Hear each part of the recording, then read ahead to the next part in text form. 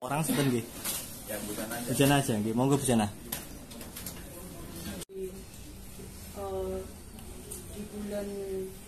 Di bulan lupa. Modelnya seperti apa? Kerjasamanya sama pertukaran? Kalau pertukaran itu yang 4 ya. Oke. Cukup ada berkas yang Bujana menghadap. Nah, agak nyerang Bujana harus saya ular. Ya. Apa nggak dikeluarkan, Pak? Sebentar. Sebentar. Nanti ditunjukkan Bujana. Yang lebih bagus.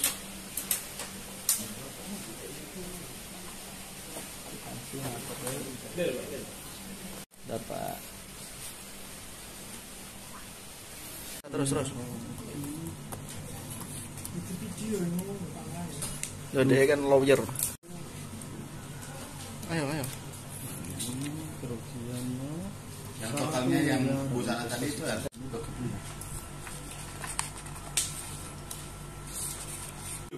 Video kok. Kasus awal terjadi seperti apa sih Bu? ya awalnya saya diajak kerjasama sama saudara Utomo dan teman-teman korban yang lain untuk kerjasama perbekalan dan saham kapal. Kerugian berapa Bu? Kerugian saya 2.930 dan 813. Cerita awalnya seperti apa Bu? Awalnya dia datang ke rumah saya, ya suami istri, ya menyampaikan bahwa dia punya kapal 7, ada dikasih lempiran, dikasih catatan itu kapalnya ini. Terus saya ditunjukkan juga beberapa kali dia datang ke rumah saya. Yang membuat Ibu kemudian percaya untuk menitipkan dana itu kenapa? Ya karena suami istri meyakinkan saya, terutama istrinya. Mungkin sebelumnya sudah pernah ada yang berjalan, skema yang berjalan terus kemudian macet atau gimana? Ya kalau dia bilang macetnya itu karena dia mau memperbaiki kapal dan membesarkan kapal, membeli kapal baru lagi gitu. Kalau semua jalan semua itu nanti hasilnya akan jos, katanya kalau ngomong tuh hasilnya jos Mbak, pokoknya itu gak mengecewakan gitu. Artinya 1-2 kali sudah sempat berjalan ya Bu ya? Dan itu sempat iya, lancar ya? Kalau profitnya ya dikasih akan tetapi tidak sesuai lah yang dia ikutan. Tapi dia bilang ya ini perbaikan Mbak, kalau enggak ini baru diambil di tengah ikannya gitu. Yang membuat Ibu kemudian memutuskan untuk melaporkan? Karena dia begitu setelah terjadi berjalan, mulai dia memblokir nomor HP-nya, dihubungi tidak bisa, ditemui juga nggak bisa. Kabarnya dapat diberi cek juga Bu? Iya, saya dikasih cek beberapa kali. Saya kelilingkan, saya cairkan, tidak ada uang. Dan sudah ditutup ceknya itu di tahun sebelum saya dikasihkan.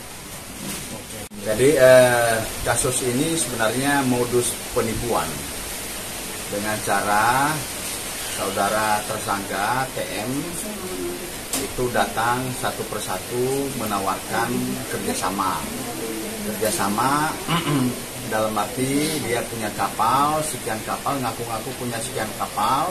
Beda-beda, kalau sama Bujana dia ngaku punya kapal 7, dia tulis satu-satu nama kapalnya.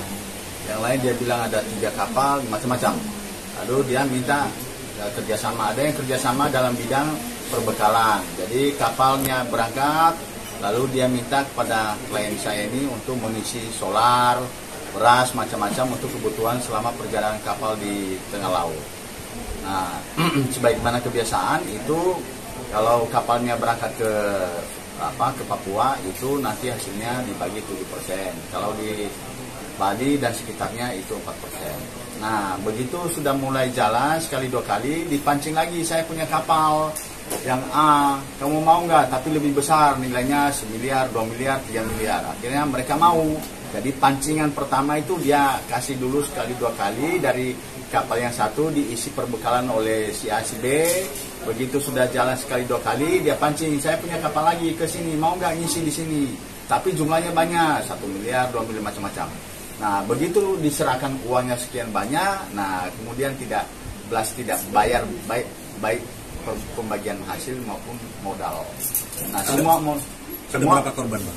Ada yang datang sini itu ada ada 4 orang. Ada 4 orang dan nilainya lebih dari 7 miliar. Ada dugaan korban lain? Ada banyak yang lain, tetapi belum memberikan kuasa ke saya. Dugaannya banyak korban-korbannya. Mungkin nanti setelah di tangan ini akan datang korban-korban yang lain. Sejauh ini kasusnya sampai di tahap apa, Pak? Sejauh ini kasus yang khususnya laporan Bu Siti Fatimah Alzana Nur Fatimah alias Bozana itu perkaranya sudah ditingkatkan penyidikan, kemudian yang bersangkutan TM itu sudah ditetapkan tersangka dan sejak hari Selasa dia dilakukan penahanan di Polda Jawa Tengah di Reskrimum. Yang laporan di Pasi masih muter-muter kayak obat nyamuk. Ini sudah tahun keempat, masuk ke tahun keempat, masih belum juga jelas mau kemana arahnya. Jadi kita minta agar Polres Pati lebih serius dan mudah-mudahan SDM-nya ditingkatkan agar lebih cepat kerjanya. Jadi bagi kita sebagai lawyer, perkara ini sebenarnya gampang sekali karena modusnya dia memberikan cek dan cek itu ternyata sudah tutup buku sehingga otomatis nggak ada isinya. Nah, secara hukum ini jelas penipuan karena dia memberikan cek yang sudah tutup dan itu kosong. Cek ini jenisnya cek tunjuk. Jadi cek tunjuk itu adalah sama dengan alat bayar yang sah dengan uang.